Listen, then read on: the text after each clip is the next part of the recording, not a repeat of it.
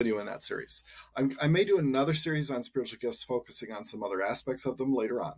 But for now, we're concluding this series, and the focus has been on diversity, on the fact that all of our gifts are different. And I want to close by looking at the beauty of diversity, not just in the area of spiritual gifts, but in the way that God has created us in all sorts of different ways. So let's start by looking at two of the spiritual gifts passages. One is 1 Peter 4:10. As each one has received a special gift, employ it in serving one another as good stewards of the manifold grace of God. Manifold, remember I said, in the Greek is multicolored. So the picture is white light shining through a prism. It comes in just white and sort of plain and then splinters into all this rainbow of colors. And he's saying the white light of God's grace shines through each one of us, and in each of our lives, it takes on a different color, a different look. And we see the full glory of the grace of God by seeing how different it is from person to person to person. So the diversity of gifts we have shows the glory of God in a way that if we all were the same, it wouldn't show it. In 1 Corinthians 12, he was talking to a church which understood that gifts were diverse but thought it was a bad thing. They sort of thought that just showed that some people were more spiritual than others. And he wants to tell them, no, God is behind the differences. Says there are varieties of gifts, but the same Spirit. There are varieties of ministries and the same Lord. There are varieties of effects, but the same God who works all things in all persons.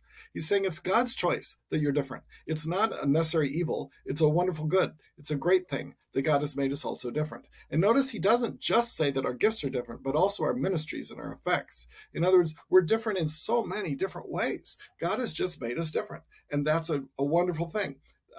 We're all growing. We're all supposed to become more Christ-like, but that doesn't erase our differences. That just makes us more fully who we're meant to be. So let's talk about this idea that there's a great diversity in how God has gifted us and how he's called us and who he's made us to be. All right, so the first thing I want to get across, I have snowflakes here, is this picture of snowflakes. All right, snowflakes are a great picture of diversity, but unfortunately, in today's world, everybody, when they think of snowflakes, they sort of use the idea of snowflakes to mock it, to say this idea that we're all precious snowflakes, meaning that everybody's so easily offended. But I want to go back to the real reason that image was ever used, because it's actually a great picture.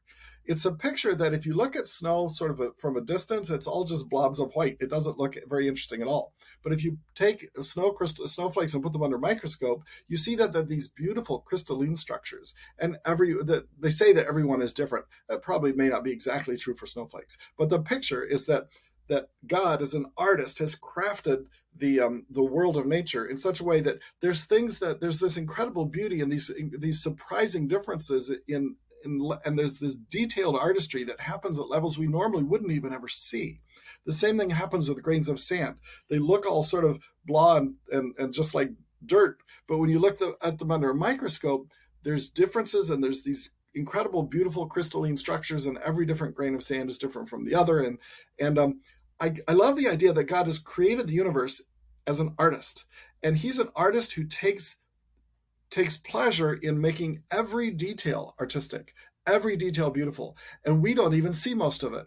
As we go deeper and understand more about the world of nature, we keep discovering beautiful things that God has done and created in places where nobody would normally have ever seen it. But God did it for his glory and for his own pleasure alone. That's just the kind of artist he is. So I love that picture that God's artistry is shown in all creation. But the same thing is true for us as people. So I want to look at Psalm 139. First of all, our physical being.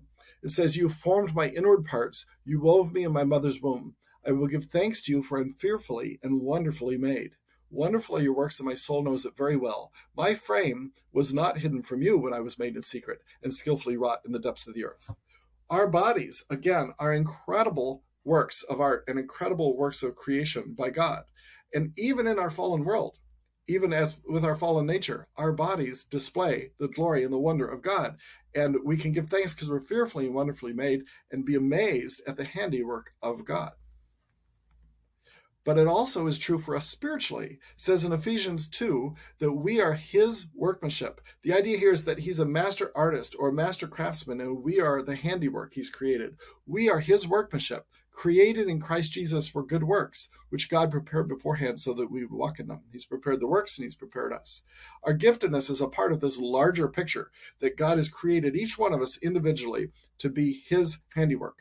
So we were created, our physical bodies were created in the original part of the old creation, and then our spiritual life is created as part of the new creation, both old and new. We see the handiwork of God. We see the artistry of God in making us unique and amazing creations of his. Psalm 139 also talks about how he knows us really well. Remember, with a snowflake or a grain of sand, it doesn't look like much from the outside if you don't look deeper. But God knows us. God sees us. God names us. God understands us. And he sees how beautiful and unique each one of us is.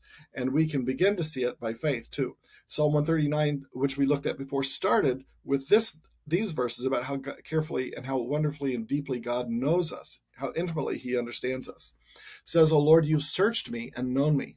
You know when I sit down and when I rise up.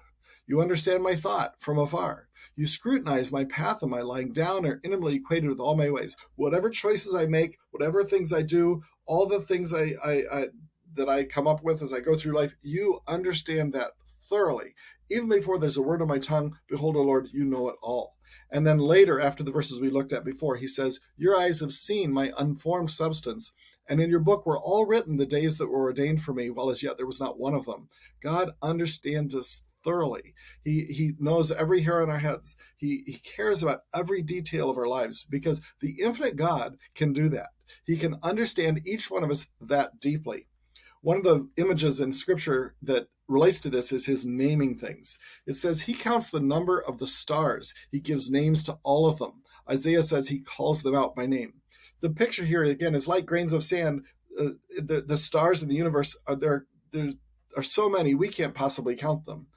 Scientists just name the ones they can see, and they name them with just numbers and stuff these days because they ran out of the ability to give them creative names. But God names every one of them. What that means here is that God cares about and notices and pays attention to and understands each individual star, because it's all something everyone is something he created. Everyone is something he put together that he made to be there. And everyone is unique to him. Everyone has its own purpose and its own place for him. And the same thing is true for us. He says in Revelation, "To him who overcomes, to him I will give some of the hidden manna, and I'll give him a white stone and a new name written on the stone, which no one knows but he who receives it." This is an image saying that God has made you new, and one day he's making you into something that he's planned for you. He's making you into the person he's intended you to be, and he alone knows what that is. He alone knows who that is. God has named you and given you a special place in his kingdom and in his heart, and that nobody else has. And the same thing for every one of us, because the infinite God can do this with every one of us as individuals. Okay, so the second piece of this, though, is God is doing this differently with each one of us. He cares about each of us as individuals. He crafted us each as individuals, but he's endlessly inventive, and he likes to show off his creativity. We're going to look at Psalm 104 in just a minute. But before I do that, I want to read you from a children's book. This is called God's Wonderful Earth. This version just says Wonderful Earth. It's a children's book that we were reading to our children. It's a picture book, a pop-up book. You can see a big lion popping up in the middle of the book right there. All about the earth and about nature. We read this to our kids about 20 years ago when I was first putting together some of these teachings for another church. And there's this page in it where he talks about all the different kinds of animals that there are. He's gone through pages and pages of doing that. And he gets to this final page just to try to make the point that God has made a diverse physical creation. And he lists all the different ways that God has created animals. And I want to just read you this single page. This one right here. You can see it. Okay. This is just one of about 10 pages where he talks about this. He says this in one big burst of print. He says, "God made hummingbirds as small as bees and whales as big as buses, chameleons that can change to any color, sloths that grow moss on their backs, parrots that can talk, and swifts that sleep while they are flying, moths that look like leaves and insects that look like sticks, skunks that smell disgusting except to other skunks, Squirrels that fly, bees that dance, worms that eat mud, goats that eat anything, dolphins that smile, crocodiles that grin, and hyenas that laugh. Butterfly fish and parrotfish and lionfish and batfish and catfish and dogfish and hogfish. Hairy caterpillars and bald eagles. Beavers that build dams and moles that dig tunnels. Kangaroos that carry their babies in pouches and pelicans with beaks like shopping bags. Sharks with teeth like razors. Beetles with antlers. Gorillas as strong as 10 men. Jumping fleas and jumping spiders. Toads that blow themselves up like balloons. Electric eels and beetles that blow in the dark. Bears that sleep all winter long. Termites that make tall houses tough as concrete, salmon that can swim up waterfalls, lizards like dragons, elephants with noses like hoses, and squids that squirt ink. He made animals that sing and squawk and spout and hiss and hoot and howl and honk and chirp and peck and pounce and flap and fly and slide and slither and squirm and creep and crawl and prowl and growl and gallop and glide and dive and swoop and jump and hang and warble and squeak and roar. And he made the duck-billed platypus too. So I love that picture of how diverse and inventive God is. But you see the same thing in Psalm 104. It goes through nature and looks at what it tells us about the glory of God. So let's take a look at it to close our whole teaching series out. Starts by saying, "Bless the Lord, O my soul. O Lord my God, you are very great. You are clothed with splendor and majesty." And then it goes through several verses, which I'm going to skip, where it talks about God's power over nature, that he's established boundaries for the sea and the earth and the stars and the moon and the storms. And there's, with nature being so incredibly powerful, God nonetheless has absolute power over all of it and has established boundaries for all of it. And then he moves on from talking about God's power to talk about God's provision and care for his creation.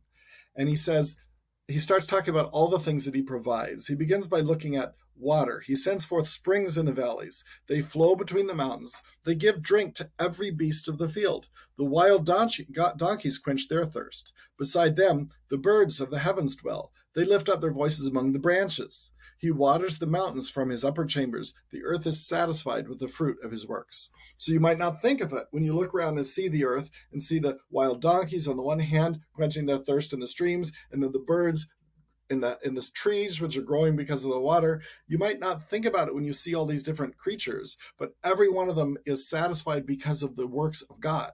They're satisfied because God is providing for them, because God is taking care of them. He goes on. He causes the grass to grow for the cattle, and vegetation for the labor of man, so that he may bring forth food from the earth, and wine, which makes man's heart glad, so that he may make his face glisten with oil, and food, which sustains man's heart. So both grass for the cattle and all the things and so we work the fields, we do the work, but it's all possible because of God. He's the one who brings forth food, who causes things to grow so that we can bring forth food from the earth. He's the one who gives us the ability to make wine and oil and the food that we need. Then he says, the trees of the Lord drink their fill, the cedars of Lebanon, which he planted, where the birds build their nests, and the stork, whose home is the fir trees. The high mountains are for the wild goats. The cliffs are a refuge for the Shephanim, which people think might be a rock badger or something. But the point is, there's a different habitat for every different kind of creature, and God has created them all. He makes trees, and he makes the high mountains, he makes the cliffs. Everything has its own place where it can live well, and other creatures can't live so well. It's this incredible variety of habitats and creatures. He made the moon for the seasons. The sun knows the place of its setting. You appoint darkness, and it becomes night, in which all the beasts of the forest prowl about. The young lions roar after their prey and seek their food from God.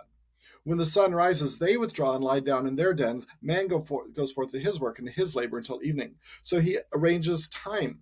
He sets it up so that during the nighttime, the lions go out and roar after their prey. During the daytime, the people go out and do what they're doing. And so he's appointed a habitat for each creature. He's appointed times and places for each creature. He's ordered the whole thing beautifully. And then it says, sort of in awe about all the differences and all the diversity and all the variety and the infinite creativity here, it says, "O Lord, how many are your works?" And it doesn't just mean that you do the same thing over and over again, but God, you do different things for all these different, you've made so many different types of creatures, so many different kinds of habitats, so many different kinds of ways of working. In wisdom, he says, you have made them all. The earth is full of your possessions. So we can look at the earth and see all the variety of it, and we can think, oh, wow, that's a lot of interesting stuff. But what we're supposed to do is look at and say, that's all stuff that God created. It's all from God. It's all God's inventiveness and creativity being shown there. And then he says, there's the sea, same thing, great and broad, in which are swarms without number, animals both small and great. He moves on talking about the sea. There the ships move along, and Leviathan, which you formed to sport in it. So the ships and the big sea creatures, they all wait for you. His point again is not just the creativity, but the fact that God provides to give them their food in due season. You give it to them, they gather it up. You open their hand, they're satisfied with good. You hide your face, they're dismayed. You take away their spirit, they expire and return to the dust. You send forth your spirit, they're created, and you renew the face of the ground. Let the glory of the Lord endure forever. Let the Lord be glad in his works. So it's saying, Lord, may you look at all that you created. May you rejoice in the beauty of what you've created. And may we see your glory. And so I want to come back to the verse in the middle there. O Lord, how many are your works? In wisdom you've made them all. The earth is full of your possessions. This is true of physical nature, but it's also true of our spiritual environment. God has put in the church each one of us with different personalities, different gifts, different callings, different stories, all these different things. How many, O Lord, are your works? In wisdom you've made them all. The earth is full of your possessions. And so I thought that would be a good place to end the series. I will look